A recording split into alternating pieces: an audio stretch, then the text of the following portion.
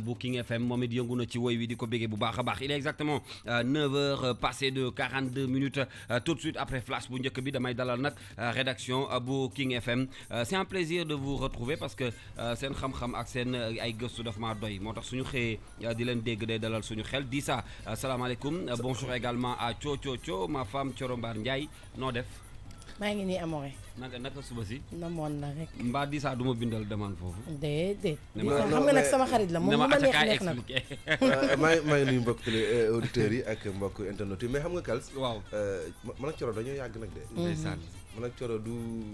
TFM du 99.4 rek. yàlla mooy def loolu. dëgg la di kontaan nag tey ci suba vraiment comme d'habitude. waxtaanee culture ak sport. di am mbégte également di ànd ak monsieur sport de la rédaction de King FM Pape Madiakhate Sarr. xam nga tamit mënuñu wax culture. et pecc généralement te duñu am ku mel ni Thioro Mbar Ndiaye à notre côté. dëgg la parce que tamit xam na ci dara.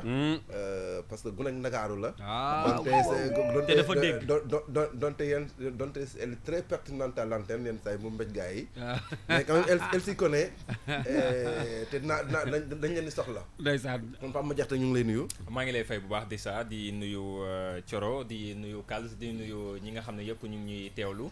ci 99.4 ak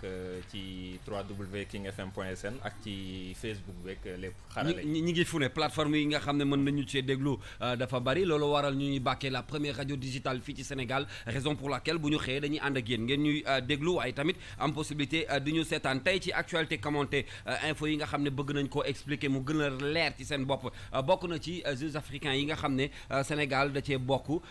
jëm ci fi ñuy waxee nii di compétition boo xam ne ma ngay amee Maroc Sénégal am ci taxawaay bu am solo n'est-ce pas Pape Madiakhate. tout à fait noonu nga ko waxee Jeux africains yi nga xam ne ci 12e édition lañ nekk mu ngi amee foofee ci Rabat ci réewu Maroc. Sénégal nag yóbbu ci délégation bu takku ay athlètes ci différentes disciplines. moo xam football la moo xam tennis de table moo xam jeux arts martiaux yi de façon générale muy judo muy yeneen discipline taekwondo notamment donc Sénégal yóbbu ci ay athlètes ñu fas yéene nag daal di am le maximum de médailles Sénégal tàmm na di dem Jeux africains di fa def ay performances di fa am ay médailles yu bari ren aussi ñu bëgg daal di def li nga xam ne moom moo raw li ñu defoon la dernière fois à Brazzaville notamment football bi nga xam ne gagné woon nañu li nga xam ne moom mooy médaille d'or bi ak arts martiaux yi également médaille yu bëree bëri ñu am objectif daal di gagné waat plus en tout cas ci li nga xam ne moom la ñu gagné woon discipline yi jamono ji compétition yi tàmbali na boobaak léegi am na ñeent wala juróomi fan instant bi ñu ngi ci ba tey te Sénégal it mu ngi ci commencé wane boppam ndànk-ndànk ak ay médailles yoo xam ne amagum nañ ko donte nag compétition yëpp jeexagul mais mën nañu jàpp ne daal yaakaar am na fa ne bu ñu ñibbisee dinañ fa jëlee ay médailles yu bari ndam li ma bëgg a laaj Thioro ak Dissa mooy li nga xam ne man mii dafa nekk sama xel nekk ci bopp sénégalais yu bëri mooy fi mu nekk nii dañu gis ni compétition yi am ci àddina bi yëpp moo xam en Afrique wala feneen loxoy Sénégal ma nga ci biir bu ñu xoolee Coupe d'Afrique bu football bi demoon ba final bërki démb Afrobasket bi ñu doon wax ñoo ko organisé dem ba ca final ba bii it ñi ngi gisaat Sénégal nekkaat ca biir commencé am ay ndam mu mel ni daal ñun lu ne suñu loxo nga ca et d'habitude dinañ ci dem ba ci sax bëgg a am ndam à la fin mais day xaw a lajj. parce que Kals quoi qu'on puisse dire Sénégal itamit réew la boo xamante ni dafa am taxawaay bu am solo ci wàllu tàggat yaram et ça c'est sur tous les plans et c'est sur toutes les disciplines sportives donc loolu sant yàlla la même si c'est pas mënoon na bañ a demee noonu parce que parlant d'infrastructure on en a presque pas même su fekkee ni que dernièrement ci année yu mujj yi il faut aussi ñu nangu ni que ay jéego peut-être kilifa yi ñu ngi koy dox mais taxul mu demee noonu par rapport ak dëkk yi nga xamante ne ñun fa la ñuy dem wala ñoom la ñuy faral di jàkkaarlool ci ay jongante donc bëri na ay réew yoo xamante ne côté infrastructure taxaw nañu taxawaay bu am solo bu nga xamante ne nii Sénégal mënoon na sax bañ a bokk ci yooyu les compétitions mais itamit bu ñu demee ba bokk ci da ngay gis ni que suñu différence ak réew yooyu dafay daal di teew ci saa si parce que li ko waral mooy ñoom ba tey parce que quoi qu'on puisse dire li nga xamante ne moom moo di tàggat yaram investissement la dans le long terme te yëf yi foog mu jaral la nga teel ci dugg teel ci nekk pour résultats yi di mën a ñëw ci kanam. Malheureusement j'ai l'impression que ñun comprendre guñu loolu. wala jamono bi ñu ko comprendre fekk na mu trop tard donc dëkk yu bëri dañu nekk en avance ci ñun ci wàllu tàggat yaram mais taxul itamit ñun ñu yaafus. ñu ngi def suñu kéem kàttan parce que ndaw yi nga xamante ne ñoom ñoo ci yëngu tu sens nettement que li ñuy def nii dañ ko bëgg donc ñoom dañu ku ci nekk da ngay daal di gis taxawaay bi mu ci am ngir daal di mën a rek fësal drapeau Sénégal mais bu loolu lépp jàllee itamit dëgg la dëkk boo dem dafa am sport bi nga xamante ne moom moo gën a populaire mu di wàllu football daanaka boo nee tàggat yaram ñëpp loolu la ñuy seen xel dafay dem ci football peut-être après basket ak yeneen discipline sportive yu mel ni arts martiaux yi soog a ñëw mais day baax itamit ñoom ñu leen di wan ni ci réew mi la ñu bokk parce que bëri na ñoom lu ñu fi andi ay raaya peut-être sax lu ëpp fuuf li ñuy xaar ci football wala ci basket wala leneen mais reconnaissance bi nga xamante ne moom la ñu war a am vis-à-vis de ces gens-là yiy dem di indi yooyu leen ndam peut-être moom moo dul demee noonu te loolu dafay tax yenn saa yi nit ki jàpp ni que bu fekkee ni que mentalam foorul comme ni mu waree voilà du am motivation donc loolu itamit problème la boo xamante ni je pense que bu ñu régler problème mu infrastructure fii ci Sénégal régler problème mu ñàkk a yemale athlètes yi nga xamante ne ñoom ñooy dem di ñu représenter un peu partout à travers le monde. dinañu régler mais nag Thioro ngeen baal ma mais man pour man honnêtement je ne suis pas un sportif carrément mais pour man yamale bi mënul nekk. parce que même ci àddina bi booy xool discipline yi dañoo wuute. bien sûr mais c'est ce que j'ai dit bi may démarrer c'est-à-dire mën na bañ a nekk. mais man jàpp naa ni équipe nationale bu football. ak bu basket mérité bu indiwee raaye président de la République recevoir ko. mais noonu la ko waa karaté noonu la ko waa karaté mérité. noonu la ko waa volleyball mérité noonu la ko waa foot bu plage bi mérité. ñoom ñëpp man en fait foofu laay waxee parlant de motivation. parce que dafa bëri ci ñoom ñoo xamante ni gisoon nañ fi Balla Dieye gisoon nañ fi ay sénégalais yoo xamante ne dañuy yëngu ci karaté wala leneen yu renoncer seen nationalité sénégalaise dem jël yeneen nationalité ndax manque de reconnaissance bi dëkk bi am vis-à-vis ak ñoom et yooyu c'est des trous c'est des gaps yoo xamante ne ñun buñ ko gérer dina bëri lu ñu mën a gérer ci tàggat yaramu Sénégal c'est déplorable parce que bëgguñu gis lu mel noonu Dissa ci loolu li Thioro wax rek laay rebondir un peu yamale bi xëy na mënul nekk waaye moom li muy wax mooy ñu jàpp ni ñoom ñëpp ay sénégalais lañu et que dañuy représenter ji le Sénégal. waaw mais xam nga li mu wax dëgg la yemale bi mënul nekk parce que sport bi xëy na gouvernement bi moo ko ngànk par le biais du ministère mais aussi des fédérations donc fédération bu nekk da ngay liggéey par rapport ak ce niveau. beneen affaire bu mu wax mooy Thioro wax na ko sànq wax na que nous on est en manque d'infrastructure c'est vrai qu'on est en manque d'infrastructure mais généralement on le comble avec le niveau de nos encadreurs gis nga boo demee ci école de basket yi boo demee ci salle de karaté yi ci judo yi on voit des encadreurs mais extraordinaires. Je disais que la dernière fois à Pape Sarr ma naan ko il y a un vieux qui s'appelle Père As Diack beaucoup de gens ne le connaissent pas yow boo dëkkee plateau war nga xam Père As Diack. Fala judo. Très bien c'est le grand frère de Lamine Diack qui bu am problème bi. Père As Diack si 50 dernières années yi amul benn footballeur bu jaar Jaraaf te jaaroo ci ay loxom. C'est un monument du sport c'est un inspecteur général des finances qui à la retraite c'est pas n'importe qui. Mais c'est un formateur de la petite catégorie. Si tu te rappelles des joueurs comme Jean-Claude Gomis les Mansour Ayanda les Abdoulaye. yóbbu nga ma père laaj. xoolal c'est pas boobu moo leen formé. te mu ngi fii chaque dimanche dañ koy fekk ba léegi ak ay kaanam mu dem école Jaraaf. di école Médine di xool booy c'est-à-dire que. Côté encadrement,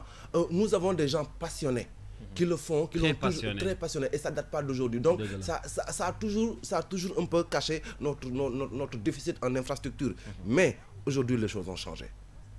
Même dans la formation de ceux qui s'occupent de la petite catégorie, les choses ont changé. Bu njëkk ba paa yooyu ñu daan jël seen xaalis seen salaire bu weer bu dee def ko ci léegi jamono dafa changé. maa ngi tout à l'heure on aura le portrait d'un karatéka sénégalais. Lu tax on a choisi ça Kals mooy c'est un gosse qui a été au moins 4 à 5 fois champion d'Afrique. Il y a 1 an ou 2 ans il a lancé un fundraising pour pouvoir participer à un championnat du monde. Mais daf ci daawa di ba bëgg a dee à la fin amul sax xaalis bu mat bu ko yóbbu foofu c'est-à-dire que loolu pour man même su fekkee autorités jàpp ñu si les bonnes volontés de ce pays là quand même il y en a qui sont passionnés de karaté. Ils doivent pouvoir aider un garçon de rien du tout qui ne veut qu'une seule chose, représenter son pays. Et il faut dire que les arts martiaux nous ont valu quand même beaucoup de satisfaction. Ni basket bi demee ci Afrique boo seetee noonu la ñu xaw a demee ci arts martiaux yi jafe na nga gis dëkk yoo xam ne nekk ñooñu mën ci arts martiaux fii ci Afrique. Nigéria bu nga ne bi mënuñu ci arts martiaux saa yu suñu karatéka yi day ak ñoom defal leen bagage. judoka yi pareil boo demee ci naar yi pareil ñenn rek ñoo ñu xaw a jëmal généralement mooy japonais yi. mooy japonais yi d'accord Pama Diakhaté le temps ñuy jot suñu grand sensei Yatma Lo mi nga xam nañ ko bu baax ci wàllu karaté ak judo yu demee noonu. actualité bi mooy Sénégal yóbbu na ñaata participants ak lu ñu discipline yi nga xam ne ñoom la ñu dajale ñu dem fa ak naka la compétition bi nar a demee ci ñun déjà jot nañu am ay quelques ndam yoo xamante ne nii wax nañ ni Sénégal yéegagum na ci kaw quand même podium bi ba am lu fa jël. effectivement di dëggal rek li di saa wax léegi ci arts martiaux yi dañuy faral di jox toujours ni nga xam ne mooy satisfaction réew bu Sénégal Jeux africains ni nga ko waxee Sénégal bokk na ci yóbbu na une cinquantaine d'athlètes yoo xam ne yóbbu na leen ci différentes yi nga xam ne mooy discipline yi je veux dire hors discipline collectif yi plutôt nga xam ne comme football ci la bokk entre autres volleyball dem na mais handball malheureusement demul ndax waxoon nañ ko fii ay problème de moyens ak disponibilité joueurs yi surtout ndax joueurs yi dañ nekk à l'étranger également donc c'est pour ñu libérer leen day compliqué mais néanmoins Sénégal commencé na def ay résultats ndax démb rek ak tey jii nii à l'instant Sénégal am na 6 médailles benn médaille d'or ak 5 médailles de bronze médaille d'or bi judo la ñu ko amee Mbagnick Ndiaye champion d'Afrique en titre moom moo am médaille d'or bi ci plus de 100 kilos yi moom c'est un athlète boo xam ne affirmé la ci Afrique day continuer di def ay performances instant bi mu ngi dem en Europe di préparer Open ngir mën a am qualification ci 10 compétitions internationales yi beneen médaille de bronze boo xam ne ci judo bi ba tey lañu ko am muy Monica Sagna ci bronze bi plus 78 kilos yi ci taekwondo également am nañ fa yeneen 4 médailles de bronze Moustapha Kama ci moins de 54 kilos yi Ababacar Sadikh Soumaré ci catégorie 74-80 kilogrammes yi ak Moustapha Fall ci 80-87 kilos ak Koumba Niandoy médaille de bronze moom tamit ci catégorie 49-53 kilos donc foofu également mooy médaille yi nga xam ne Sénégal am na ko ci football bi Sénégal mooy deuxième ci poulam ak 4 points ginnaaw bi mu match nulé ak Mali 0-0 dafa am victoire bërki démb dafa daan Ghana 1-0 ba tax Sénégal mu ngi ci position bu baax ngir mën a qualifier ci deuxième phase bi Sénégal fàttali daaw ci football bi moo ko gagné woon bu dee ci tennis de table bi Sénégal démb dafa qualifié quart de finale ak 2 matchs yi nga xam ne da ko doon amal démb moo am ci 2 victoires contre Algérie ak contre Éthiopie compétition yi tennis de table yi par équipe samedi lay daal di jeex mais am na yeneen discipline yoo xam ne commencé guñu yooyu aussi dina ñëw te ñu ngi ciy yaakaar ne Sénégal dina ci am médaille ba romb li nga xam ne moom mooy objectif franchement en tout cas ça fait plaisir d'entendre tout le temps Sénégal ci compétition yu demee nii la ñi ngi ak sensei Yatma Lo ñu xam ko bu baax ci tàggat yaram rawatina lépp lu jëm ci taekwondo judo ak dañ koy dégg ci wàllu armation muy wax lu bëri et puis ñu naw loo xam-xamam sensei ñi ngi lay nuyu ci suba si ci King FM. waaye maa ngi leen di fay waa King di nuyu seen auditeurs yi. di leen ndokkeel ci bésu àjjuma ji. xam nga tey la àjjuma nag. àjjuma bu barak à tout le monde. dëgg la merci beaucoup. alors sensei ma bàyyi la ak Thioro Mbar Ndiaye di Saprera ak Pama Diakhaté tey nag xam nga ñun àjjuma on est très sport ah. bu ñu yeewoo suba si ah oui dafay tax sax ngeen dugg ci week-end bi avec beaucoup de nu ñu koy punch. voilà c'est ça alors Thioro. non bàyyi Pama Diakhaté mu doxal rek sensei nuyu nañ la non daw ma la maa ngi ñëw ci kanam bàyyi gars yi tàmbali rek. sensei waaw xam naa damay tàmbali par wax la us. ci wàllu. waaw mu ne damay tàmbali par nuyoo la mu ne la us. n'est-ce pas ce qu'on dit. non du us pas di wax us. lan la kon. c'est hos. c'est hos leer na alors. merci pour le son bi alors. voilà sensei. merci d'être woon à notre invitation comme ni nga ko déggee tey duñu jël prétexte championnat d'Afrique yi Jeux africains plutôt pour waxtaan un peu ci arts martiaux sànq maa ngi koy fàttaliku maa ngi leen naan il y a environ 1 an Moundor dafa doon lancer sax benn fundraising pour mun bokk championnat du monde yi. Ça a été extrêmement difficile pour ce jeune vaillant karatéka sénégalais. Alors que ce sont des sports qui nous ont valu et qui nous valent toujours mais d'énormes satisfactions. Déjà ban analyse ngay def ci situation bi. xam nga parfois ni bu koy wax sax damay ruus damay am gàcce. parce que dañuy rencontrer ñoom les meilleurs au monde. te ñooñu ñuy rencontrer boo taxawee ak ñoom di waxtaan ak ñoom li ñu lay wax bu ñu xamee yow situation yi ngay vivre dootoo leen gagner. dëgg la parce que dañ naan comment se fait-il que waa ji sans moyen di ma dërëjee di ma gagner. mais daf leen di jaaxal. alors que yow pour nga dem da ngay yalwaan da ngay tàllal sa loxo jàdd gauche droite. dem seeti fii dem ministère rang taxaw yéeg kaw garab yi yëkkati drapeau lu nekk ngay def. kenn du la fullaal kenn du la faydaal. mais boo xasee ba génn mooy rëcc nga boo xasee ba génn mooy boo xasee ba bokk ci compétition boobu. daal di def ndam. loolu. nekk na loo xam ne ku mel ni Mundoor nga xam ne il a l'expérience. c'est vrai. Mundoor il se sacrifie.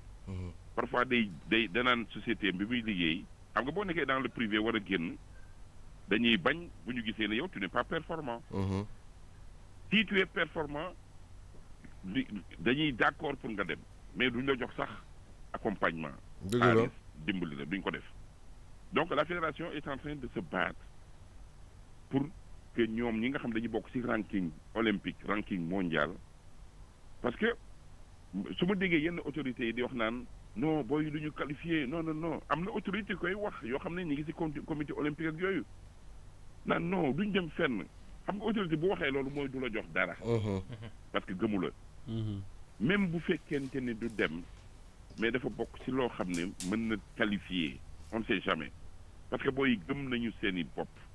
dëgg la arts martiaux dafa nekk loo xam ne soo gëmul sa bopp doo dem boo gëmul sa bopp bul dem fédération yi dañoo sonn Mundoor def na lu ne ba bokkoon dans les 50 meilleurs au monde mais am na benn open bu mu raté mooy open defe naa Finlande la xamu daal am na benn open bu mu raté. boo ko ratee ña nga rawoon ñëpp dañ lay rawaat. dëgg la. donc nga perte chance de qualification mais la fédération est en train de travailler maintenant autrement xam nga wax ju bëri sax baaxul. bu fekkente ni ñun duñ ñu déglu état bi muy ministère dinañu jox lim ñuy jox c'est-à-dire c'est le strict minimum bu fekkente ni judo karaté taekwondo kung fu discipline yooyu dañu war dem championnat d'Afrique pour am plus de chance pour mën a gagner plus de médailles minimum bi délégation combattant yi laay wax waxuma encadrement de. combattant rek war na ma 38 combattants. ñun ba ñuy jël 5e place mondiale novembre bi à Madrid au championnat du monde. on a amené une équipe réduite c'est-à-dire 5 combattants dañu yóbbu en garçon 3 combattantes filles gis nga 5 combattants yooyu góor ñi. ku si nekk da nga tirer ci sa catégorie def 3-4 tours pare war a def équipe ñoom 5 ñoo defaat équipe ñii gaañu nañu ci genou ñii gaañu nañu ci épaule ñii sonn nañu. mais malgré tout on a battu l'équipe la plus performante en Europe muy le Portugal gagné Jordanie bi nga xam ne Iran bi nga xam ne mooy champion du monde ñemewuñu leen. ñu dóor ñooñu dajeeg Iran gagné ñu. xam nga mais Sensei. waaw dama gis ne que problème mu arts martiaux bi surtout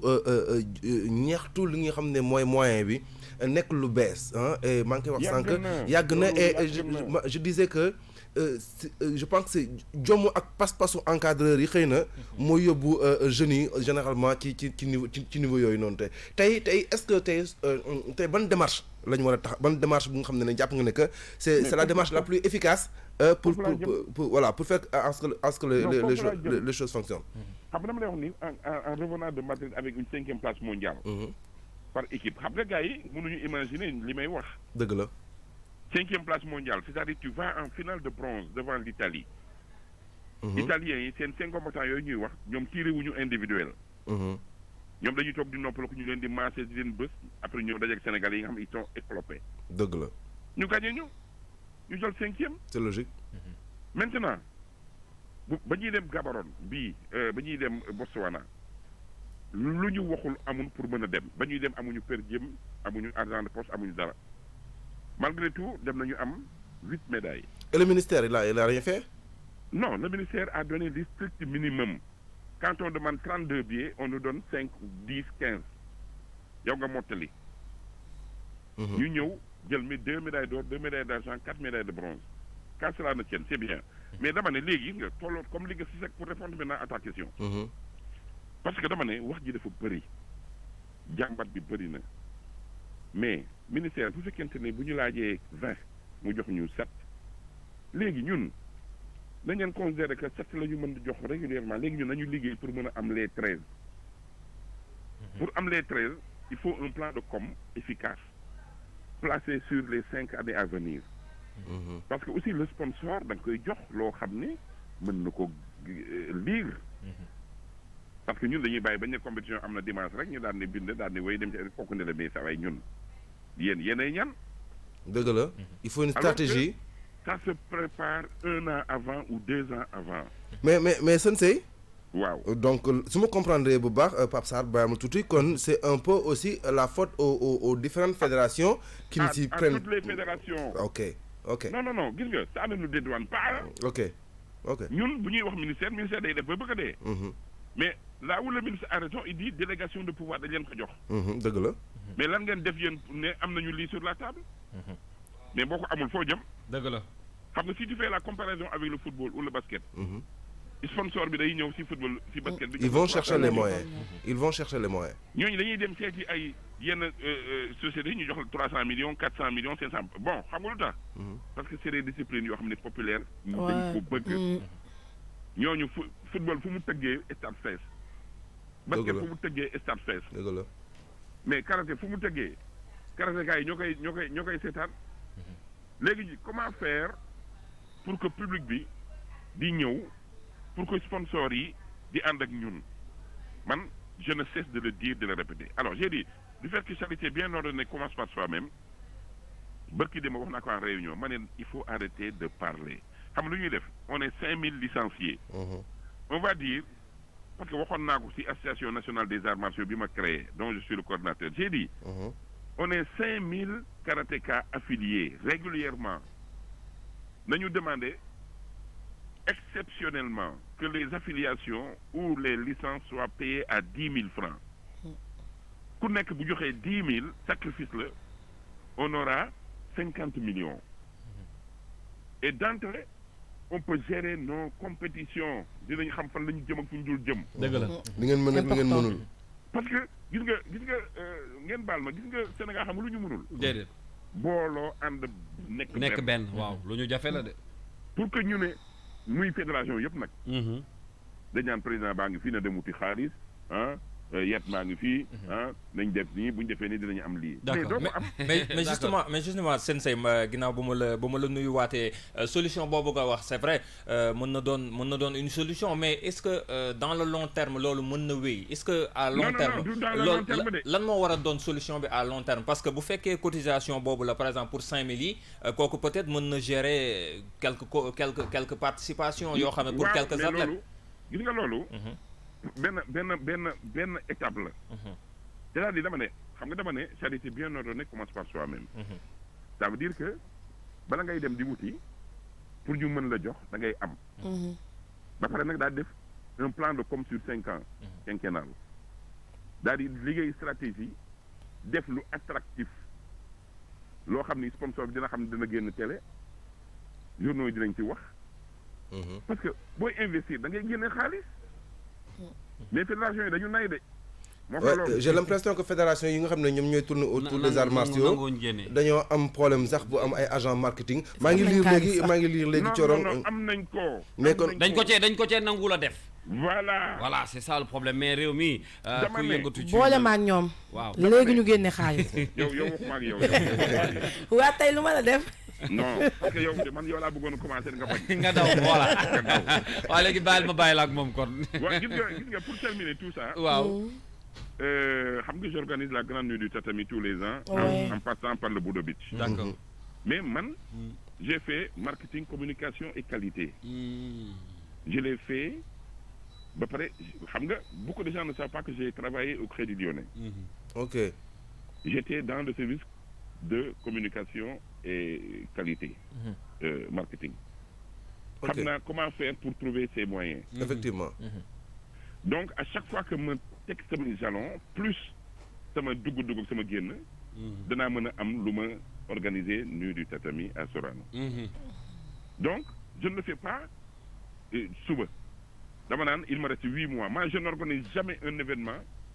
2 mois avant ou 3 mois avant. C'est 1 an avant. Ah, c'est ce qu'exige le professionnalisme. Hein. Voilà. Bon, c'était même dans les autres pays européens ou maghrébins, l'Open de Paris ou Roland Garros, c'est des choses, je veux dire, il y a un comité d'organisation mais permanent. Non, permanent. C'est-à-dire que du toog ba compétition am rek. Non, c'est-à-dire que bu jeexee tey ñu def bilan dëgmal beneen bi man question bi nga xam ne am naa ko en tant que juste un auditeur buy déglu wala di suivre sport art martial bi ngeen di wax tout le temps alors man sensei li ma leen bëggoon a laaj mooy est-ce que c'est pas dû par exemple li ma doon wax sànq liñ naan xëy na mënuñoo yamale wala moyens yi ciy def mënut a tolloo xam nga tey bu ñuy wax ci wàllu popularité wu sport bu jëm ci ay karaté judo ak yooyu par rapport ak sport football wala muy basket dañ leen jiitu lool est-ce que siiw boobu nga xam ne nit ñi di ci waxtaanee xàmmee joueurs yi quelque part sax ñu nekk ay stars wala ñu nekk ay célébrités dafa manqué peut-être yéen ci seen côté est-ce que tamit côté comme li ñuy wax sànq marketing bi jaay l'image de ces champions dafa des de telle sorte que pour nit dugal ci xaalisam dafay jafe. Mais yow tu as touché le problème. Tu as touché le problème parce que xam nga moom laa la wax sànq nee naa la football basket ak yooyu bokkul. dañuy jaay ñooñu pour mënoo xuloo ak ñoom mënoo xeex ak ñoom. ñooñu man mii dama daan football. yow mii de def naa cadet junior senior. moins de 23 ans à la gendarme. nga ni ma. man football laa gën a mën ko karaté. cum am na dirigeant yoo xam dañu may xool ñu ma yow looy def ci karaté bi. man leen non sama passion la. dëgg la. parce que samay mag dañ doon karaté may ànd ak ñoom man may football ñu may seetaan may football nawetaan man football naa ñaari tali FC Sicap ñaari tali. loolu yàgg na loolu ñoom Thioro xam na ay gone la ñu woon. nëbb nga ma sa bopp xaw ma woon loolu Thioro. Christophe Sagna danaan joué 10 ma joué 9. mais père nag ñii xamuñu Christophe Sagna ah. non dama ne. waaw li ma def ci football. De peu j'ai raté un contrat au PSG en 72. cum xam nga lu tax ma raté ko. déedéet. dama nekkoon di jouer nawetaan xam nga nawetaan Dakar dafa neexoon. dëgg la. boobu j'étais inconscient j'étais jeune. ba nawetaan di nawetaan. waaw nawetaan bi muy nawetaan di neex dëgg waaw. booba temps ma ne du ma dem fenn. ndeysaan. sama sœur di ma woo naan ma yow ma ne ko maa ngi ñëw. ba fàtte loolu. mais pour dire simplement que gis nga football ak basket. xam nga soo déggee ñu naan président jox na ñii 20 millions jox na ñii 10 millions jëndal na ñii kër may nañu nii. loolu dama naan alhamdulilah rabbil alamin bañ leen ko defalee. mais buñ ñu fàtte. waaw ci ngeen bokk. parce que da ngay dem championnat d'Afrique xam nga ñaata titre la ñu am au niveau mondial. 9 karaté. Yaya Missek champion du monde. est-ce que bëri ngeen sax yéen ay salles yu ngeen di. entraîner ak yooyu. salle yaa ngi ne gaañ mais salle yi. amuñu tapis amuñu équipement bi wax. amuñu équipement amuñu daal si kekk la ñuy travailler. ñii si suuf si. te bu ñu demee championnat duma tubaab yi. problème bi du question moyen yooyu. problème bi mooy mental man damay wax mental ñun dañu am mental. dëgg la sensei. ñun dañ naan Mama Ami John bi nekk champion d'Afrique nii Botswana. bi ñu demee championnat du monde. premier combat am daf ko gagné. dëgg la. deuxième combat mu gagné ko te mosul génn de c'est la première fois. troisième combat ñu gagné ko. ma kontaan ma ne ko maman est-ce que xam nga ki nga doon dajal si sa kër mu ne ma sensei man jiw ma xam ki ma dajal. waaw gagné rek la doon gis. oui gagné rek la doon sensei. mais franchement mu ne ma gis nga sensei nii commencé jël naa la dóor ba nga dee. xam naa waxtu waaw sensei waxtu bi daf ñu dab daf ñu xoj. dina leen dab. et en plus waxtaan ak yow xam nga dafa neex nag. c'est passionnant. On pouvait vraiment passer toute la journée di waxtaan ak yow parce que dafa neex. mais ñi ngi lay gërëm bu baax a baax ci disponibilité bi di la ñaanal yàlla bàyyi la fi ba ci kanam parce que li ngay def am na solo te dañuy bég parce que ñun dañoo màggandoog yow nag ci RTS. màggandoog yow ci RTS. seen série de 12 ans la am 12 ans. donc ñu ngi lay gërëm waaye il est très jeune parce que c'est le sport. il a un esprit très jeune. donc ñun moo tax ñuy ñemee di waxtaan ak yow franchement. non man gis nga man je suis man soo ñëwoon sama dojo ba gis ma xale yi. waaw. da nga naan mais kii. nu mu demee nii. waaw fan yi dinaa la andil 10 après ak man mii de damaa bëgg a ñëw seen say poids bi ma jël yëpp. mais justement am na judo. karaté am na taekwondo am na viet am na gymnastique. jeex na merci. bu leen fàtte sama Budo Beach bi dimanche à la plage des Parcelles Assainies. Inchallah dinañ fa ñëw ak équipe bu King FM. mais boo leen ñëwul vous aurez des problèmes. non dañuy ñëw inchallah. jërëjëf vous êtes des rois. merci beaucoup. Kals balaa ñëw tëj chapitre bi. maa ngi lire que veille bi nga xam ne karatéka yi ñu waree dem jeu nu mu tudd ci seen Maroc boobu noonu. Jeux africains yi dañoo mujj sax bëggoon boycotter li nga xam ne mooy Jeux africains parce que dañu leen amaloon ay primes yoo xam ne c'était Gaborone la woon. c'est-à-dire que c'est des choses extraordinaires. c'est-à-dire que tu fais un championnat d'Afrique ou bien des Jeux olympiques je sais pas quelle compétition. On te paye pas et tu dois engager d'autres compétitions et maintenant il faut que tu fasses des mouvements d'humeur pour que les gens puissent sortir de l'argent. à la limite c'est désolant. c'est la même chose ci basket bi parce que Lions yi mujjee nañu dem mais problème yu ngan lañu mujjee am avant ñoo dem ndax ay problème prime de participation prime de qualification yoo xam ne waroon nañ leen ko jox finalement mu tardé démb sax Maurice Ndour ci publication yoo xam ne def na ko mu ngi ñaawlu conditions yi nga xam ne peut-être waxuñu ko dañ ko nëbb nit ñi mais condition préparation yu metti yu ci mel ne comme entre autres pour lim noonu rek condition nee nañ benn bal lañ doon entraîner benn bal officiel lañ doon entraîner. loolu la maître Babacar Ndiaye mi président fédération bi moom war naa ñëw fii ñu wax ci. deuxièmement lu toll ni ci équipe nationale Sénégal di entraîner benn bal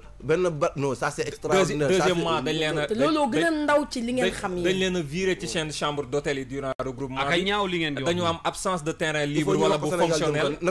ko Macky Sall dégg nag. te dafa wax également mu ne na ko dégg de. daal président également c'est un travail à l'improviste boo xam ne nemmeeku na ko donc bëri na ay mbir yoo xam ne mais tu sais ñu ngi naan que Gorgui Sy Dieng dafa waxtaan ak entraîneur bi pour bañ a dem parce qu'il avait des choses à régler nangam mais ñu bëri sax gobewuñu histoire boobu parce que ñi xam waa ji wax nañ ni condition yii muy fekk équipe nationale mënatu ci dund te il estime que ñoom bu ñu amee échec Sénégalais bi la face visible de l'iceberg rek la xam mooy que joueur équipe bi amuñu performance mais lan moo tax amuñu performance parce que le haut niveau c'est au-delà de am Gorgui Sy Dieng am Tako am Maurice am Amady Ndiaye am keneen ak keneen le haut niveau gis nga bu ñu la joxoon ay ñoom James te ñi nga xamante ni loolu nga war a am lii ko jiitu amoo ko du dem ñoom balaa ngay gore da ngay góor ci dara booy yi mënuñu war a jóge fii dem compétition bàyyi seen ay famille joxuñu leen lu ñu lekk joxuñu leen ñu naan tu vas à l'hôtel à tout moment on tape à ta porte pour te virer parce que sa fédération fayul c'est humiliant yow pour nga am ballon c'est tout un problème pour nga am salle boo entraîner non bi nga xamante ne yeneen dëkk yi ils ont commencé 5 mois avant préparer championnat du monde bi toi à 2 semaines amoo entraîneur donc tout ça c'est des problèmes yoo xam boo ci bëggee boole bëgg a am ndam kal du sotti du dem xam nga lan lañu war a bàyyi taf yëngal nañu jox le sport nit ñi nga xamante ne ñoom ñoo ko mérité parce que bu ñu naan bu ñu jëlee tàggat yaram bi jox ko Kals c'est parce que yaakaar nañ ni non seulement Kals am na ci xam-xam mais am na relationnel bi war a tax mu mën a am les fonds qu'il faut am na dugg bi ak génn bi pour mën a am le sponsor qu'il faut mais loolu yëpp bu amulee yaa ngi wax coach nii sax gis nga coro lu muy wax nii ndeysaan daf may fàttalu ay dirigeants yu mel ni Malick Sy Souris non de Dieu ça c'est de grandes personnes ça c'est des personnes non mooy mais est-ce que xam nga ni paa bi mu teg koppati bi nii nga gis ko rek yow am nga confiance yow da ngay yaakaar ni Sénégal jël na ko ndem si yàlla Mbaye Ndoye un patriote quelqu'un qui a quitté le Japon en pleine coupe du monde pour venir au Sénégal pour liggéeyal dëkkam war a delluwaat foofu sama xarit bi sax sama xel sax dem na sama xarit bi Ami Mbacké Thiam lu extraordinaire c'est que li nit ñi di fàtte mooy gagner ay compétition c'est vrai vrai ay athlètes la mais d'abord derrière c'est d'abord de bon c'est le mental. un bon état d'esprit mais également ay nit c'est-à-dire des leaders ay ñi nga xam ne mooy président fédération yi maanaam ay nit ñoo xam ne dañu am xarañteef ci li ñuy def dañu am vision ba nga xam ne bu ñu ko étaler naturellement li ñu bëgg dañu koy am et puis ils vont mettre seen athlètes yi ci conditions yi nga xam ne bu ñu demee du ñu xalaat dara lu dul def nekk ci biir compétition pour remporter ay trophées wala ay médailles wala ay coupes Sénégal ci discipline boo jël ñin ñi am nañ ci ay compétences ay xarañteef yoo xam ne mais tout ce qui leur manque c'est des moyens mais également encadrement bu baax parce que sport Sénégal balaa lobby moo ko yàq ngeen baal ma balaa ñuy ñëw parce que am na benn portrait bu am solo boo ci def ngeen may ma rek ma seeti benn partenaire vite fait qui est dans l'émission également ñu déglu ñu dem marquer benn pause bu ndaw rek juste après on se retrouve ci li des ci suñu waxtaan bi. Bonus Mania avec Orange Money et Sedo fii ba suba si 23h59 recharge leen ak Orange Money lu mu néew ñaar téeméeri dërëm te xewlu si bonus crédit bu 300% mbaa 250% bonus si bépp recharge ak Orange Money li ko dalee téeméeri dërëm ba ñaar téeméeri dërëm ci seeni recharge Sedo tamit dalee ko 500 francs di ngeen jot 200% bonus ci bépp recharge seen bonus bi nag mu ngeen ci woote ci weerum lëmb ci bépp numéro portable mbaa fixe ci Sénégal ak yeneen i dëkk yu bëri yu mel ni France, États-Unis, Chine, Mali, Guinée-Bissau ak Côte d'Ivoire. Les recharges par carte, les lignes fixes et les clients qui règnent avec Orange ne sont pas concernés par cette promo. ayca promo flash baa ngi noonu ak Orange tey ci bés bi pour ñi nga xam ne ñoo nekk ça concerne juste ñi nga xam ne dañoo abonné ci service boobu nga xam ne la ñu dippee Orange Money ci seen ay kalpe xaalis baa nga fa tànn ci rek nga bon a bokk ci promo flash yëngal ko rek yàlla baax na xam nga kalpe bi des fois nga nii gisoo dara nga xool yeneen post yi ci ginnaaw wala nga déggee di saa rek xam naa ni moom du ñàkk mu mën ci dara alors am na benn portrait boo xam ne tey ci suba si Pape Madiakhaté andil nañu ko mu jëm tamit ci benn champion boo xam ne bu léegi rek sensei mi ngi tudd turam muy Moundou Sène c'est ça. Moundor Sène Abdourahmane Moundor Sène. waaw Moundor Sène jàmbaar la de moom. effectivement jàmbaar la bëri na ay titres yoo xam ne am na ko yàgg na def ay performances ak li nga xam ne mooy karaté Sénégal loo xam ne lu mu bëgg la c'est un professionnel de haut niveau. palmarès bi nga xam ne am na ko ak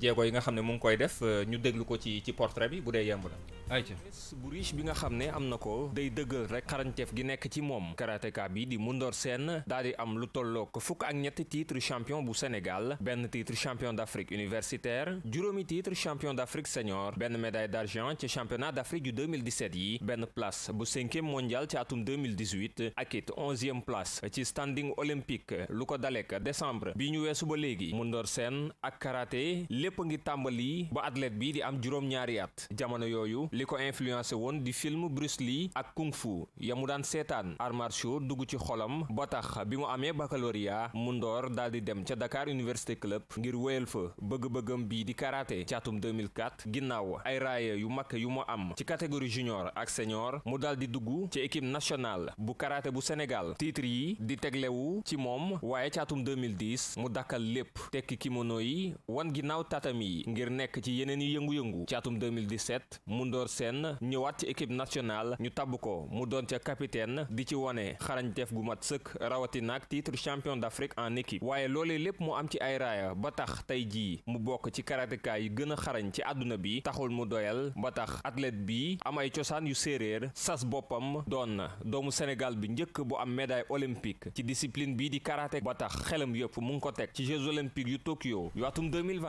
Abdourahmane Moundor Sène di champion karaté boo xam ne tey moom lañ doon defal portrait ngir gën koo xamaleeg sénégalais yi nga xam ne xëy na ñu ngi koy dégg booboog léegi lii dafa jar di fësal. effectivement dafa jar di fësal talent la et puis nit la yoo xam ne c'est des athlètes yoo xam ne ñun ñi miinuñu leen trop. parce que xëy na dañu nekk ci ay discipline yéeg ci kaw table ay discipline yoo xam ne xëy na peut-être meluñu comme football meluñu comme basket et pourtant boo xoolee palmarèsam 13 champions du Sénégal ak ay 5 titres champions d'Afrique médaille d'argent championnat d'Afrique 5e place mondiale en 2018 11e dans le standing olympique c'est-à-dire àdduna bi wërngal këpp ci ñi nga xam ne ñooy def ñëpp karaté moom moo ci 11e bu ci gën a xarañ. et sans moyen. en plus il aurait été avec des moyens connaissant Moundor, il allait être premier. effectivement donc loolu day firndeel ne qualité yaa ngi fii xam-xam baa ngi fi xarañteef baa ngi fi mais encore une fois problème de moyen bi day dikkaat sànq Dissa mu ngi koy wax ak fundraising bi nga xam ne lancé woon na ko ngir mën a am le maximum d'argent ngir mën a préparer wu parce que boo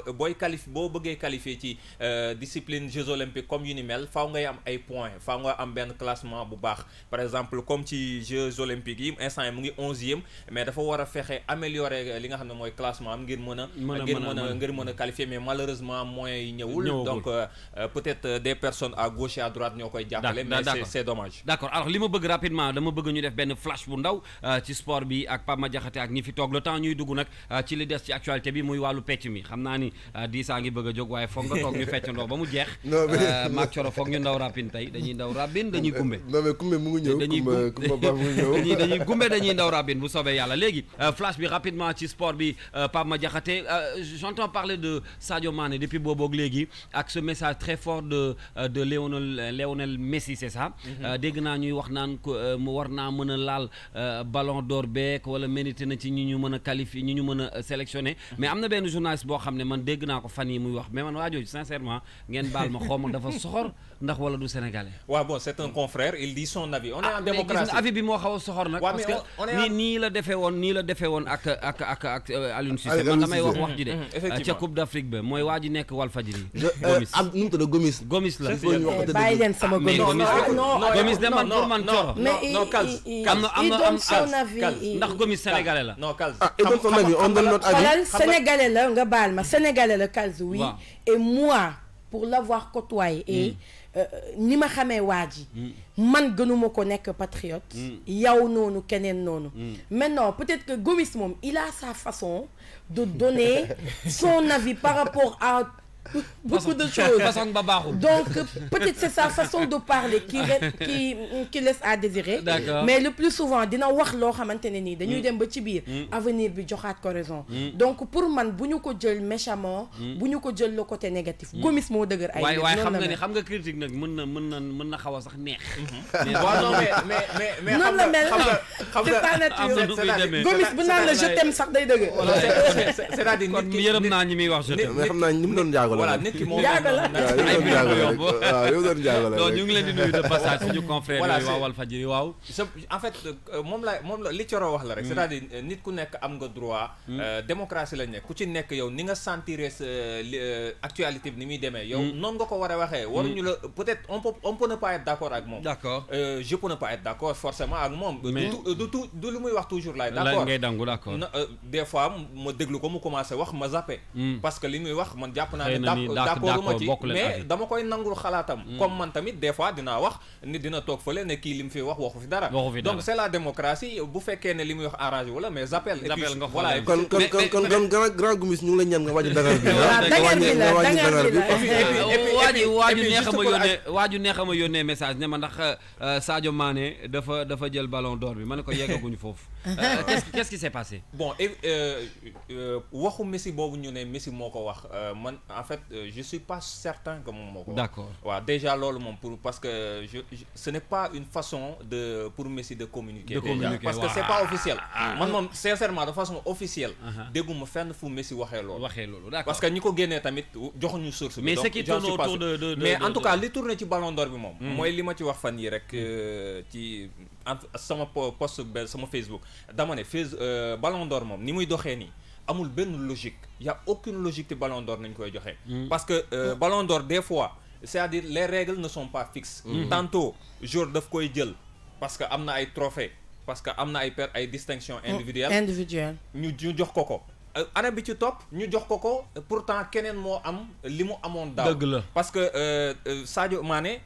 c'est un cas parmi tant d'autres parce que bu ñu jëlee at yi weesu Iniesta un grand joueur waroon na ko jël à plusieurs fois jëlu ko Messi Cristiano ñoo koy passante on a vu Snyder nekk champion d'Italie vainqueur de la Coupe d'Italie meilleur buteur de la Coupe du Monde finaliste de la Coupe du Monde jëlul ballon d'or bi gis nañ Samuel Eto'o, Didier Drogba def seeni performance toujours ci podium bi la ñuy nekk. Gis nañ fi Thierry Henry année bi nga xam ne waroon na ko jël def performance Arsenal saison bu extraordinaire ñu jox ko Fabio Cannavaro parce que tout simplement jël na coupe du monde bi en 2006 en finale face à la France. Donc man dama gëm ne y a un lobby derrière tout ça. Donc bu ñu sonal suñu bopp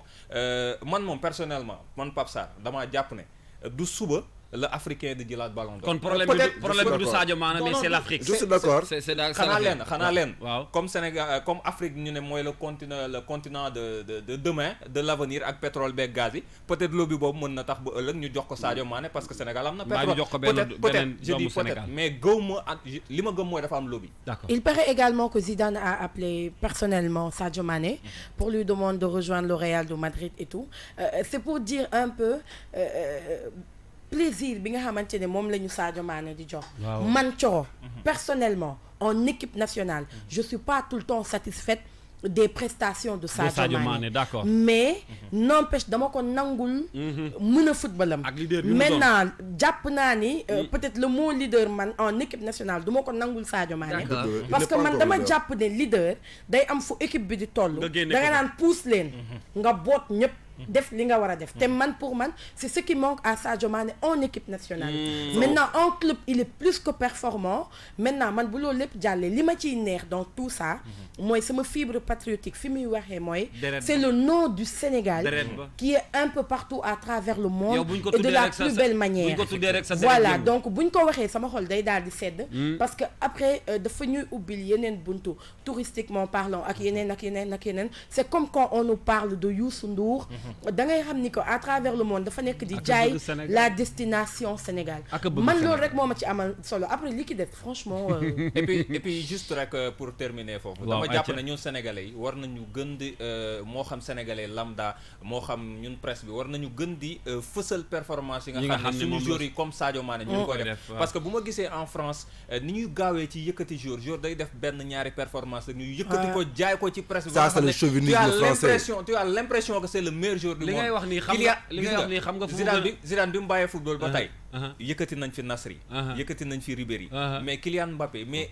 avant sax muy def yenn performance yi yëkkati nañ ko mais li ngay wax nii gis nga li ngay wax nii Pape Madiakhaté voilà Sénégal ñun on fait pas ça li ngay wax nii ci domaine yëpp la gis nga boo demee ci pays par exemple nga dem dëkk bu mel ni France même seen rajo ya fa ne bu ñu lay wax dañ naan la musique française la ñuy teg à 80%. 20% yi ca des ñu séddale ko yeneen dëkk yi ci àddina bi fii Sénégal moo tax man j'ai décidé en tant qu'animateur quand j'anime li may njëkk gën a teg musique gu Sénégal la parce que dama bëgg a jaay li nga xam ne moom la Sénégal am ba noppi keneen ku jógee nag Gambie wala nga jógee ci beneen dëkk ñoom am nañ seen dëkk ak seen ay rajo ñu taal ko foofu il faut qu'on soit plus chaud ñun ñu def li ñu moom wax ji loolu rek la di am déet di sa frère il faut valoriser li ñu ñoo mën a jaay li ñu yor buñ ko jaayul suñu journalistes yi ñu yor dañoo xarañ lool ci li ñuy def naka noonu musiciens yeeg ñeneen ñi nañ leen jaay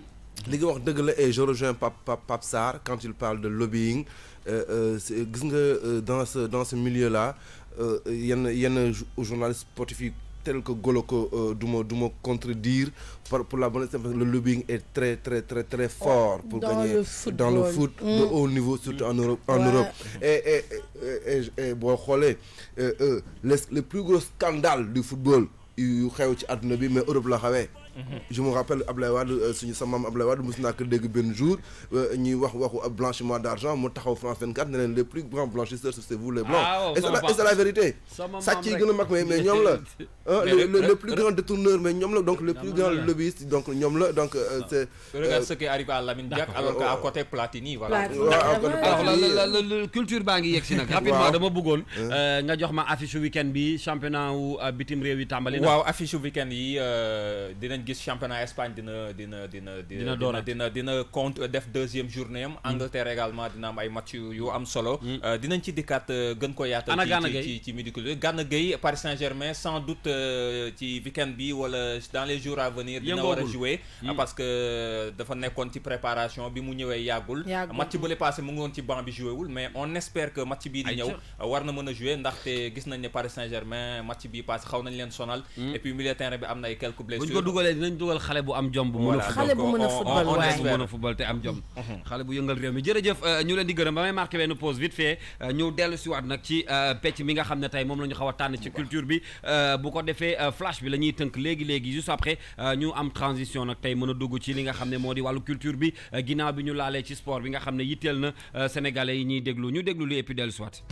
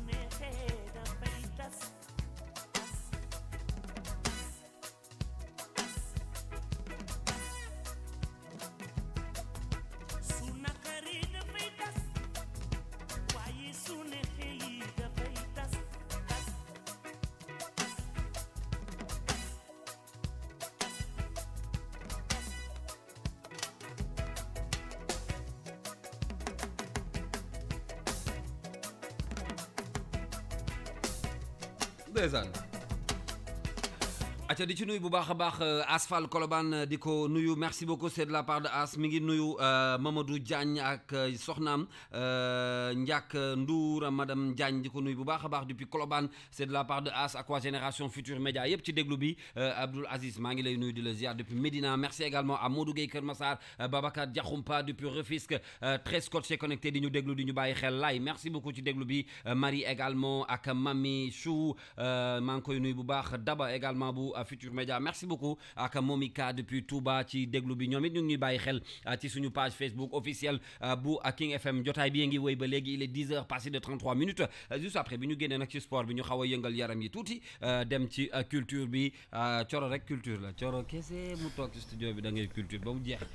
Kumba également rejoindre nañu ci studio bi Kumba Ba très professionnel moom it ci liggéey bi noo def maa ngi lay nuyu bu baax naka suba si suba saa ngi nii rek ni nga toogee neexuma parce que dañuy fecc da nga ñëw rek toog def lim sol sax est-ce que mën naa fecc jupp bi dafa mel ni dang na nag mën naa gumbe bi zip bi mën naa gumbe nag ak ndaw rabbi nag xeet googu waaw yooyu ak sànni loxo yooyu moom sama dëkk la fekk baax mën na ceen nekk alors Pama Diakhaté on est toujours ci li ñu nekkoon xam nga nag sport ak culture daanaka mën naa ànd ndax benn la boo footballee mu neex da ngay fecc boo bëggee motiver say joueurs yi da ngay woy mbaaga fecc ñaar yëpp baax na ci tey nag dañoo tànn ci invité sport bi invité plutôt culture bi wax ci wàllu danse bi n'est-ce pas Koumba Ba oui waaw oui waxal rek Koumba Ba tey comme ci waxu fecc la ñuy wax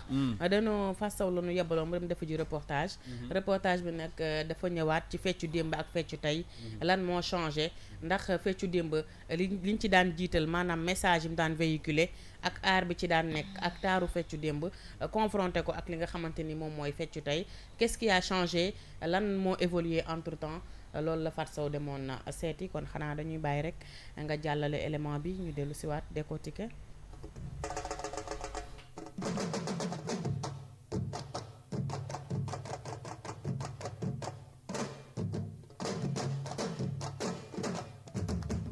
gumbe ndaw xaabin ndaga dagaan yooyu la xeetu fecci amoon fi lool ay jamono ñoom maam daan ko fecci mu tegu woon lool ci yoon ba jamono yi mag ya ko daan def desandi ci ay école de danse ku ci mel ni Buuli Sonko kàngam bu mag ci wàll wi di ci teg ndaw ñi fecci cosaan di yëwalub colin ci comportement ak lépp luy wone image bu baax. Tenue, comportement, tout. Parce que un artiste, c'est quelqu'un qui est envié. Il faut nga wone ne yow li ngay def nit ñi bëgg nañ ko am na ñu bëgg a doon comme yow mais mënuñu ko. Donc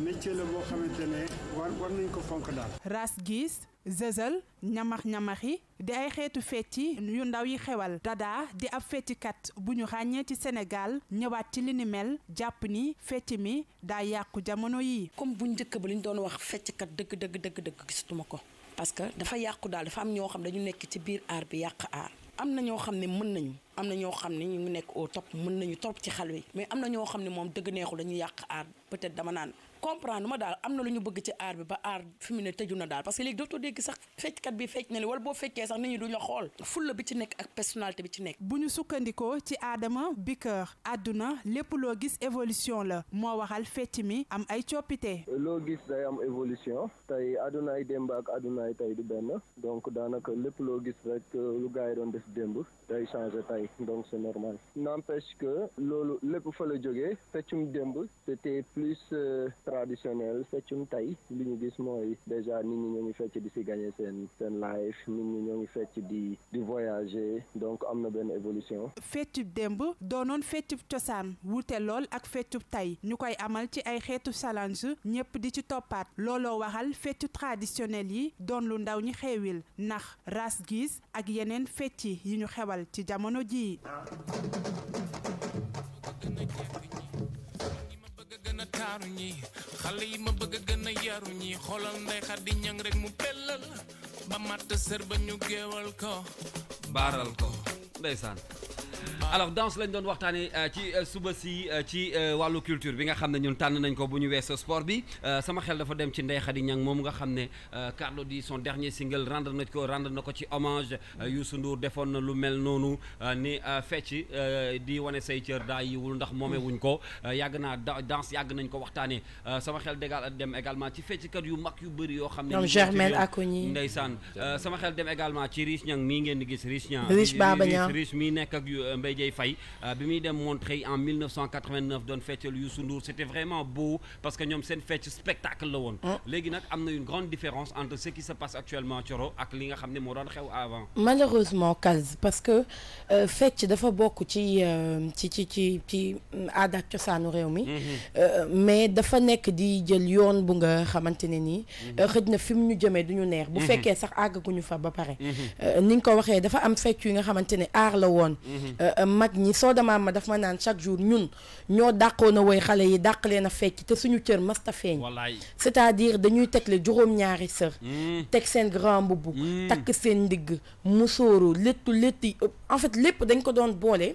ci harmonie voilà létt bi musóor bi li ñuy takk dàll bi ñuy sol bu ko laajee ak yeneen lépp pour defar li nga xamante ne moom moo ji mbir mi mu rafet malheureusement léegi crop top la ñuy feccee ay baa la ñuy feccee ay franchement et puis ay pas de danse yoo xam la preuve ñoom ñëpp fi la ñu fekk ay ndaw raab bi nag ay gumbe mais ñoom ñëpp dañuy dee bàyyi leen fi parce que li koy firndeel rek mooy que lële mooy moo ànd ak jamono lële mooy li nga xamante ne moom moo di suñu aada ak suñu cosaan lële mooy li nga xamante ne moom la ñu mën a yóbbu un peu partout à travers le monde gis nañ ni que bale yi nga xamante ne moom lañ fi amoon fu nekk yëkkati nañ fa drapeau bu Sénégal ban fecckat fi réew mi toll mooy génn ne la dem naa bitim réew dajale naa ay tubaab ci benn salle def naa lii amul ku ko wax it dafay wax rek daal laa xam ne ñoom ñi ngi ci ba tey balaa may jox Kumba ak yi mooy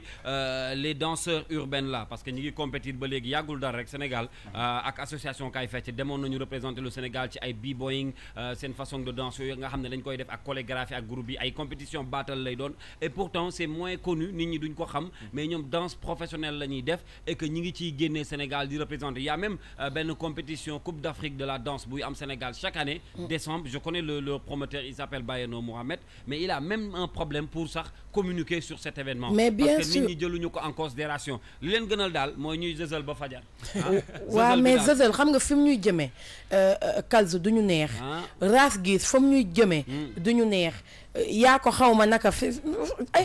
xeetu tur rek moo njëkk a compliqué Kumba naka nga gisee phénomène bi xew ci danse bi dem ba plutôt dafa nekk rek caaxaan foo kese et pourtant liggéey la y a des professionnels de la danse parce que li may rejoindre Thioro moom mooy quand autant bu amoon ay événements yu important Senghor war a dem bitim réew wala yu mel noonu day ànd ak fecckat mais président Macky Sall tey attan na ànd ak benn fecckat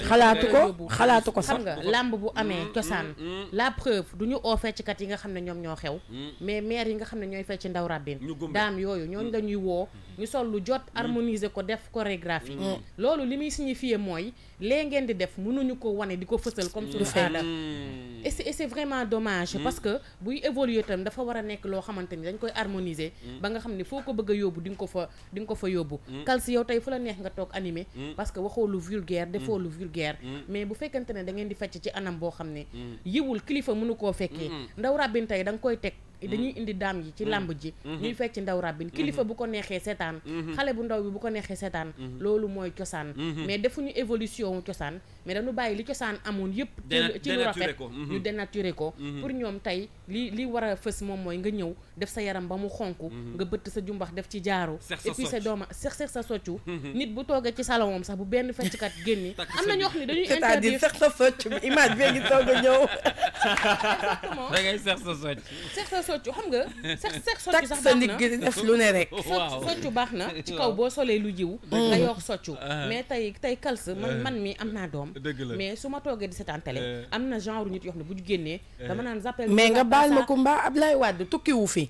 télé bu mu jàpp gis Ndeye Gueye bu jàppee fee gis mbaa te jàpp fee gis Aïda Dada ñooñu ne ko mais yow moom sa dëkk ba neex na di da ngay fecc ñoom dañuy fecc rek maintenant peut-être que bu ñu gisoon Ndeye Khady Niang wala ñu gis keneen jugement bi mën na changer mais malheureusement ci li ñu tombé la après on nous dira jamono bu nekk ak la cay xew ñoom xaalis la ñuy wut wala nangam mais voilà mais Kals orma bi amoon nga baal ma tuuti ci fecc moom moo amatul parce que des choses yoo xamante ni bii nit yi dañ ko daan nëbb di ko moo xam loo xam ne si intimité nit da nga ko doon gis léegi fecckat yi moom la ñuy sol dem sur scène di fecc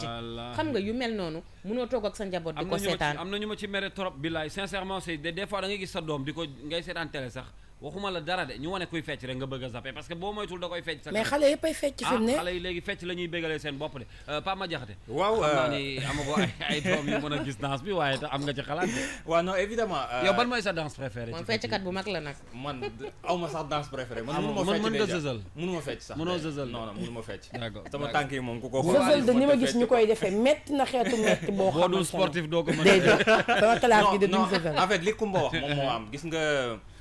exhibitionnisme moom moo am léegi ci pecc mi c'est-à-dire wanewu sa bopp dëgg la wanewu bon boo xam ne kenn xamul sax lan lay nduróol dëgg la mais man je comprends su ma nee je comprends ci sama gis-gis bu gàtt je comprends cette situation ni société bi di doxee noonu la pecc mi di doxee moom la lépp di doxee parce que société bi ñu nekk moom moo demee noonu léegi nit ñi valeur dañ ko teg fële jël mbon daal di jiital ko lépp lu baax li nga xam ne fekkoon nañ ko fi sunu maam yeeg sunu yaay tegoon ko fi dañ koo jël teg ko fële ne ñun bëgguñu lii li ñu bëgg mooy mbon mais nag dañoo mettre la lumière juste ci li bon mais ñi bëgg a baax ñi ngi fi di baax et j'estime que sax ñoom ñoo ëpp ci population bi que ñiy def leneen malheureusement on parle que de ñiy def lu bon mais ñiy def lu bon ñoom ñoo gën a fës ce qui fait que malheureusement c'est dommage comme ni ko Kumba waxee léegi kenn bëggul toog ak sa rakk wala sa doom ñuy ngay seetaan yéen yi et puis bëgguma waxuma ko pour remuer le couteau dans la plaie mais ci at yu weesu bëri na fay scandale yoo xam ne ci mbirum pecc mi la amee ay affaires yu grave yoo xam ne yow xanaa xamoo fecc mi sax dafa changé waxin yi c'est-à-dire que léegi da ngay fecc sax boole ko ay wax exactement xale yi di sànneeku fëlaale di wax yoo xamante ni à la fin doo xam sax qu'est-ce que ça signifie xam nga la moo ma gën a c'est ça le problème xam nga la moo ma gën a tiital damay gis des fois ñu jël ay xale yu ndaw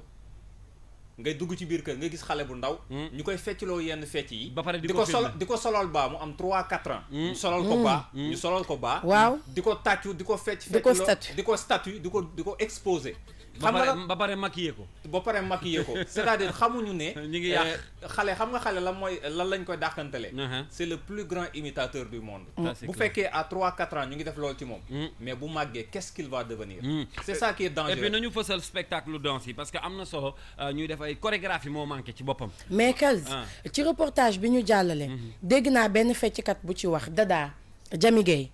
moom ak Fatou Waré bokk nañ ci ñaari xale yi nga xamante ni fi réew mi toll ñoo fi dàq fecc mais bokk nañ ci xale yi nga xamante ni ñoo gën a décent li ñuy sol bu ñuy fecc nit moom ak lu mën a amit ñëpp bu ñu doon def lenn li du tax xëj na ñoom ñu bokk ci c'est-à-dire li ci ëpp ci bu ñuy fecc baa la ñuy sol ak grand boubou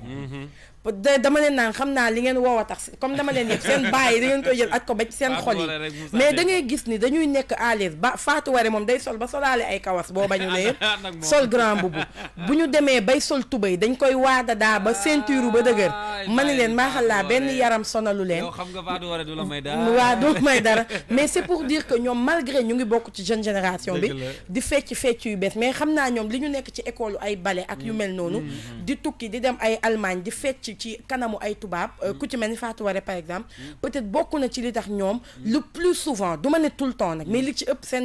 seen li ñuy solo njuróowul ak ni yeneen fecckat yi solo léegi nag boo jëlee it ñoo ci gën a wow xam nga comme nañoo sew grand bu buy la ñuy falaale et puis Kals pour terminer pour terminer foofu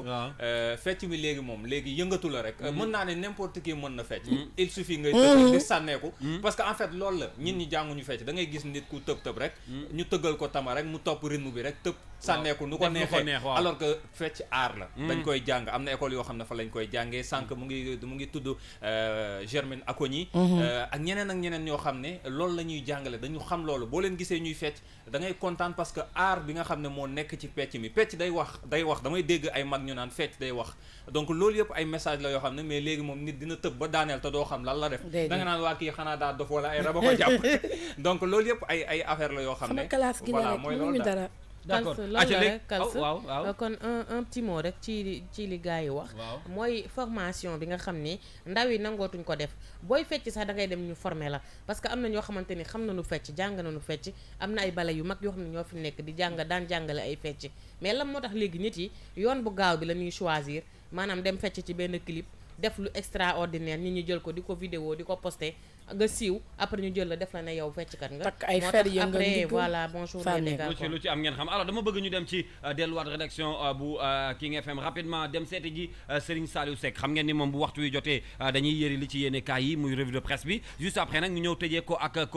répondeur bu King FM tey nag li nga xam ne la ñu am ci répondeur bi muy maire bu Bambilor moom la ñuy jokkool ci kanam tuuti ndax jéyee ji nga xam ne nemmeeku nañ ko fa ñaari nit ñàkk seen bakken ci taw bi amoon démb raison pour laquelle dinañ ci déglu léegi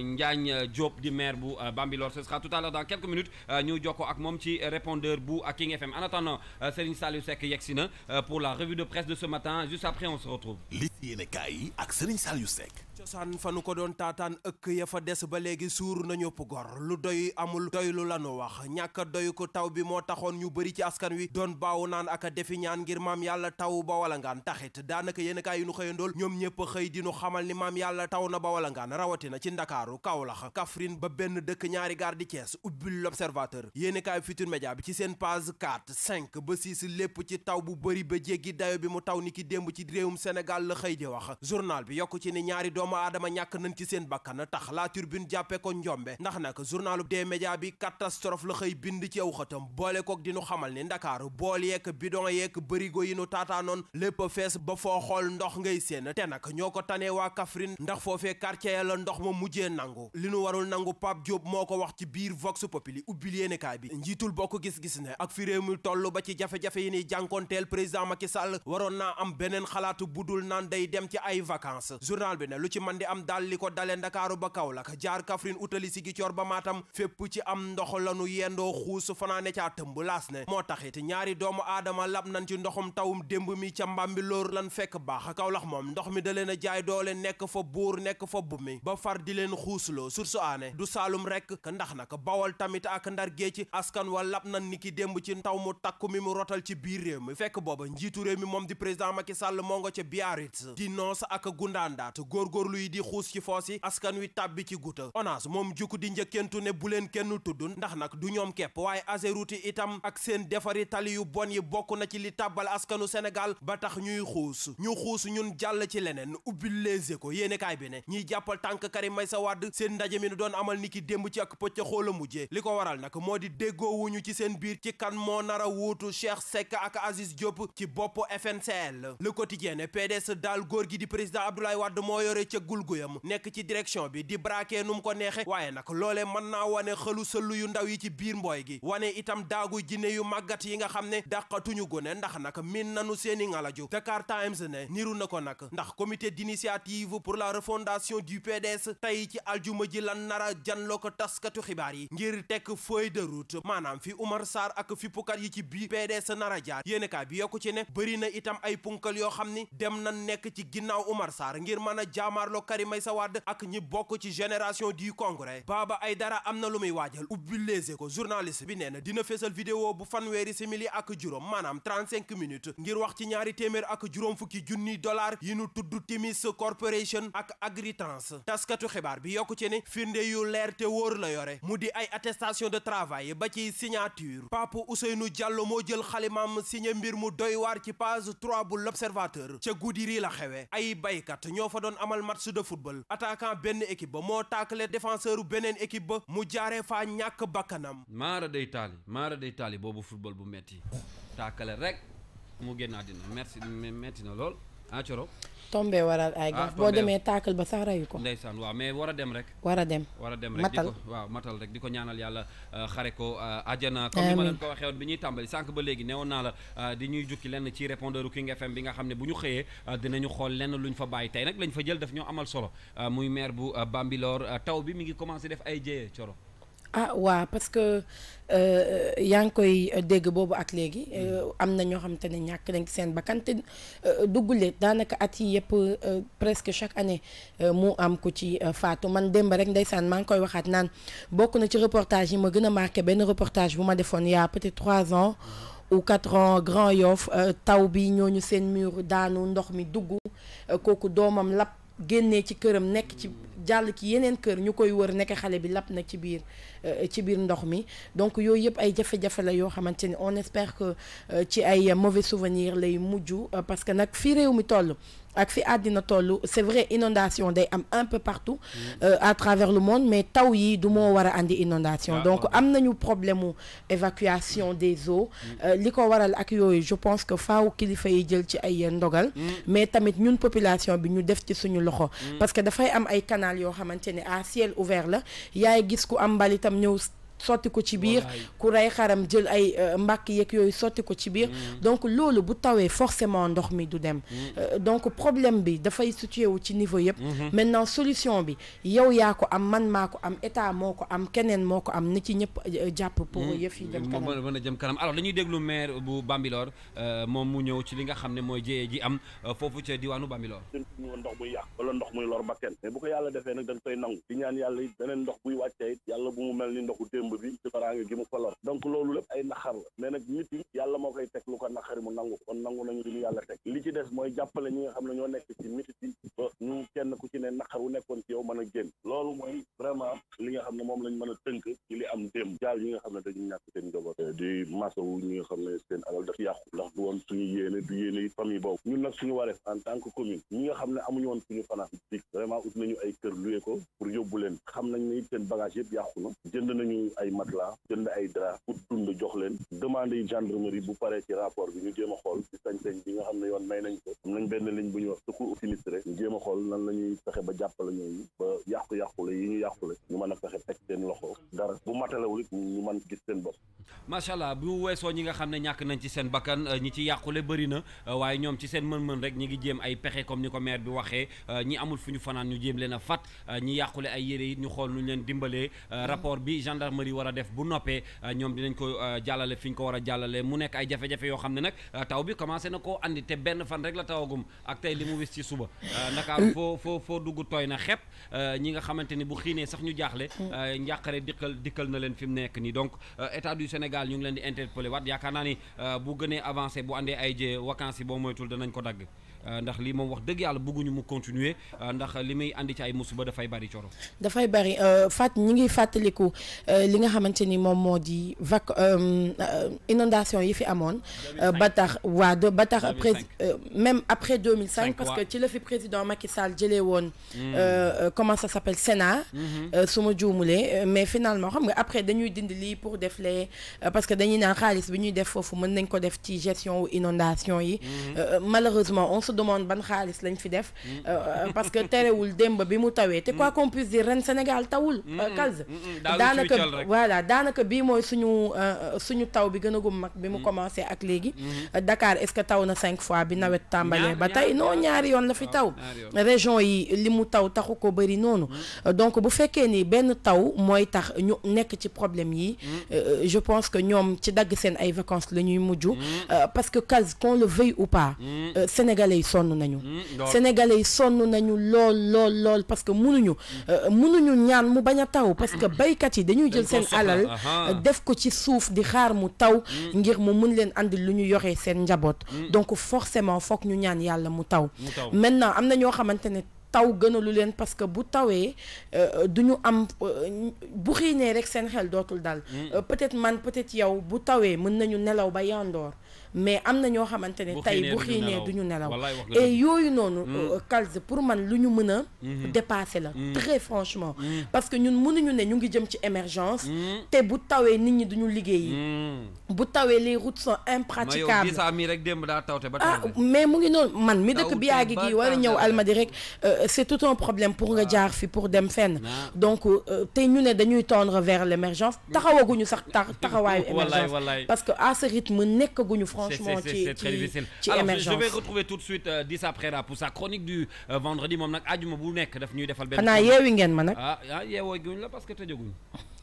yow kay maag yow ba ma naan ba ëllëg ak jàmm bu soobee yàlla suba nag xam naa ni est-ce que du ma la andi suba ci ngoon ndax damay mbeeraay fii ci rajo bi déedéet baax na doy na rek damaa jaboot suba damay guitare damay xalam ak Demba Guissé bu 18h jotee dina neex bu soobee yàlla ak Demba Guissé mais tout de suite dañuy dem seeti ji le grand Dissa Préra mu defal ñu jàngatam nag bu àjjuma ji mën ngeen ko retrouver sur suñu plateforme yi nga xam ne King FM moo leen ko jagleel la chronique de Dissa Préra c'est tout de suite.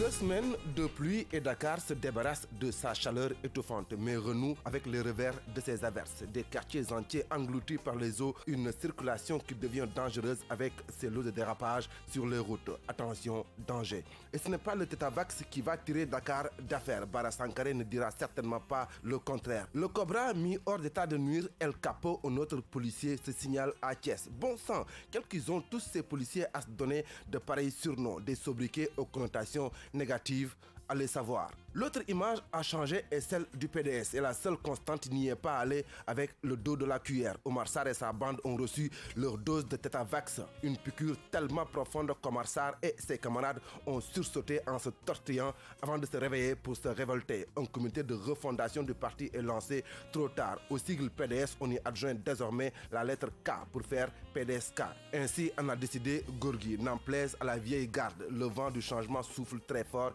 et va certainement balayer tout sur son passage. L'autre vent, cette fois-ci de tristesse, nous vient de l'Hexagone avec le décès de Jacques Diouf, un des rares Sénégalais qui fait l'unanimité ici et ailleurs. Désormais, le combattant dans la lutte contre la faim et pour le développement de l'agriculture va reposer à Saint-Louis du Sénégal, la ville qui a vu naître ce valeureux fils d'Afrique. Que la terre de Tchaka Ndiaye lui soit légère.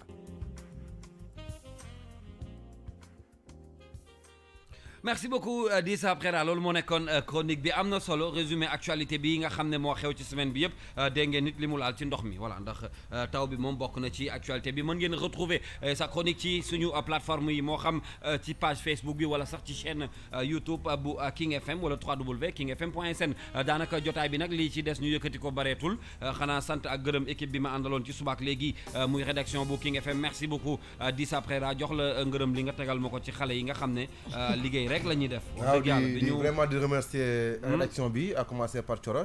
di ndeyu rédaction bi. jaarale ko ci ñoom Kumba ñoom sëñ Saliou. Ndeye Mati la coordonnatrice de 9-11. Pape Sarr monsieur Sport. Kals également le directeur de 9-11. Lui c'est le meilleur. Le directeur de 9-11 di leen xanaa jox rendez-vous lundi. ci yeneen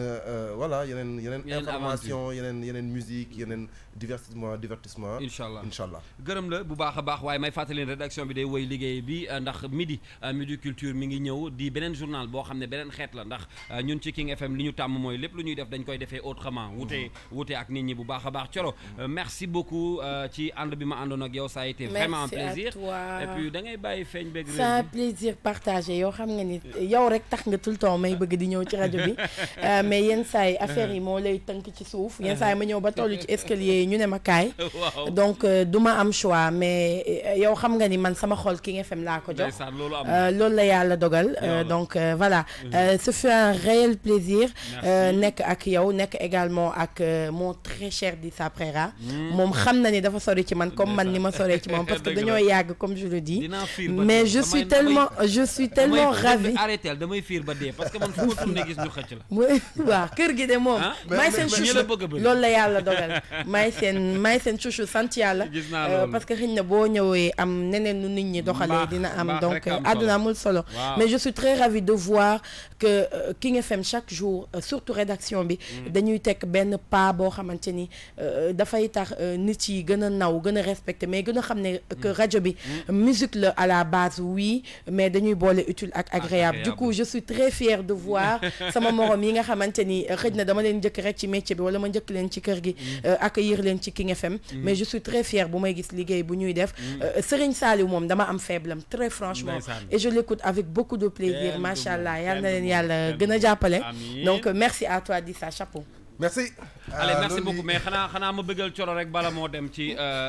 Mouhamed Nia. waaw dina ma xam naa ne bu ma la laalee foofu dina baax. waaw day baax de ki may ñëw wuutu nag moom. Daram Koulou kookoy DJ Koul il sera tout à l'heure avec vous. kooku sama xarit la mais j'adore le grand bal parce que dama ciy fecc bay bëgg a dee maa ngi koy gërëm bu baax et puis il sera tout de suite avec vous accompagner tey ajuma bu neex ngeen di am ndax da leen di gunge ba 14h le programme se poursuit juste après moom King Détente ce sera à partir de 14h jëm ak yéen ba 16h juste après di ngeen am l'international